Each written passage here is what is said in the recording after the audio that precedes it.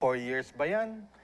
3 terms ba yan? November 2, 2026 ba yan? Sapagkat yun ang nakalagay sa enrolled bill, ratified bill na ipinasa ng Senado at Kongreso. Pero tila yata lumalabas yung mga numero na 4 years, 2 terms. At lumalabas din yung November, pero walang 2. Lagi lang nila sinasabi, November 2026. Maya-maya, babalikan ko yung back to zero. Alam kong init na po kayo doon.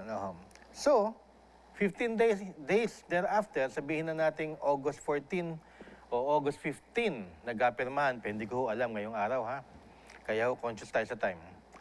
Nagkapirmahan, 15 days thereafter, would run around to August 30 or September 1.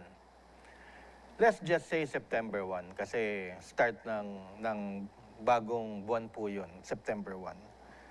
So, doon na natin makikita ng formal. Ano ba talaga yan? Fall 3 o Fall 2?